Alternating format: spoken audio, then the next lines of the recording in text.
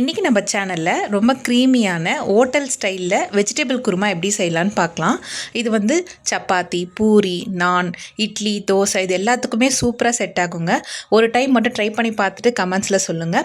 உங்கள்கிட்ட 15 மினிட்ஸ் மட்டும் இருந்தால் போதும். காய்கறி கட் பண்ணி வச்சிட்டிங்கன்னா டக்குன்னு செஞ்சு முடிச்சிடலாம். இன்னும் நம்ம சேனலில் நிறைய பேர் சப்ஸ்கிரைப் பண்ணாமல் பார்த்துட்ருக்கீங்க. ப்ளீஸ் சப்ஸ்கிரைப் பண்ணிக்கோங்க. பக்கத்தில் இருக்கிற பெல் பட்டனையும் ப்ரெஸ் பண்ணிக்கோங்க. அப்போ தான் நான் போடுற எல்லா வீடியோஸும் நோட்டிஃபிகேஷன் வரும். வாங்க வீடியோக்குள்ளே போகலாம். ஸோ ஒரு கடாயில் தேவையான அளவு எண்ணெய் சேர்த்துக்கோங்க. எண்ணெய் நல்லா சூடானதுக்கப்புறம் 1 டீஸ்பூன் கடுகு சேர்த்துக்கோங்க. கடுகு நல்லா பொரியட்டும். பொரிஞ்சதுக்கப்புறம் 1 டீஸ்பூன் ஜீரகம், 1 டீஸ்பூன் சோம்பு சேர்த்துக்கோங்க. இதுக்கப்புறம் நான் 2 பெரிய வெங்காயம் நறுக்கி வச்சுருக்கேன், அதையுமே சேர்த்துக்கோங்க. 1 மீடியம் சைஸ் தக்காளி இந்த மாதிரி குட்டி குட்டியாக நறுக்கி ஆட் பண்ணியிருக்கேன். 2 பெரிய வெங்காயம் எடுத்திங்கன்னா 1 மீடியம் சைஸ் தக்காளி போதுங்க. தக்காளி அதிகமாக வேணாம், ஏன்னா புளிப்பாக இருக்கும். ஸோ இது ரெண்டுத்தையுமே நல்லா வதங்கட்டும். ஃபஸ்ட்டு வெங்காயம் நல்லா வதங்கினதுக்கப்புறம் தக்காளி சேருங்க. ரெண்டுமே ஒரே டைமில் சேர்க்காதீங்க. ஸோ இப்போ நான் இதை வதங்கிறதுக்குள்ளே ஒரு ஜாரில் 1/2 மூடி அளவு தேங்காய் எடுத்திருக்கேன். ஸோ உங்கள் வீட்டில் நீங்கள் எத்தனை குவான்டிட்டி செய்கிறீங்களோ அதுக்கேற்ற மாதிரி எடுத்துக்கோங்க. இது வந்து 4 பேருக்கான குவான்டிட்டி. ஸோ 1/2 மூடி தேங்காவை ஃபஸ்ட்டு அரைச்சி எடுத்துகிட்டு வந்துட்டேன். இப்போ சோம்பு, பட்டை, கிராம்பு, உங்கள் வீட்டில் என்ன மசாலா ஐட்டம் இருக்கோ அதை சேர்த்துக்கோங்க. இது கூடவே காரத்துக்காக 4 பச்சை மிளகா சேர்த்துருக்கேன். ஸோ நம்ம வந்து மிளகாத்தூளும் ஆட் பண்ணுறோம், அதனால் 4 குட்டி பச்சை மிளகா மட்டும் எடுத்திருக்கேன். ஸோ அதுக்குள்ளே வந்து இங்கே வெங்காயம் தக்காளி நல்லா வதங்கிடுச்சுங்க எண்ணெயில். இப்போ குட்டி குட்டியாக நறுக்கி வச்ச காய்கறியை சேர்த்துக்கலாம். நான் இப்போ இதில் வந்து கேரட், பீன்ஸ், உருளைக்கிழங்கு சேர்த்துருக்கேன். நீங்கள் பச்சை பட்டாணி வேணுனாலும் இதை சேர்த்துக்கலாம். இது 3மே நல்லா அந்த எண்ணெயில் சேர்ந்து நல்லா வதங்கட்டுங்க.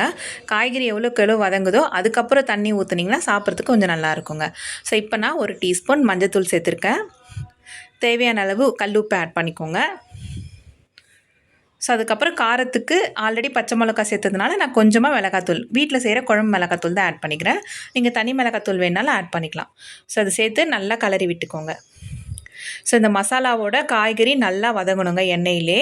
அதுக்கப்புறம் தான் தண்ணி ஊற்றணும். நீங்கள் ஃபஸ்ட்டே தண்ணி ஊற்றிடாதீங்க, மீடியம் ஃப்ளேம்லேயே வச்சு பண்ணுங்கள். ஸோ நான் 1 tablespoon mutton masala add பண்ணியிருக்கேங்க. உங்களுக்கு வேணும்னா ஆப்ஷனலுங்க, இல்லைனா நீங்கள் ஸ்கிப் பண்ணிடலாம். ஸோ இப்போ நான் அந்த ஜாரில் பொட்டுக்கடலை சேர்த்துக்கோங்க. 1/2 மூடி தேங்காய்க்கு நான் 2 டேபிள் ஸ்பூன் பொட்டுக்கடலை சேர்த்துருக்கேன். ஸோ அதுக்குள்ளே காய் நல்லா வெந்துருச்சுங்க. ஸோ அதனால் நான் வந்து இப்போ தண்ணி ஆட் பண்ணிக்கிறேன்.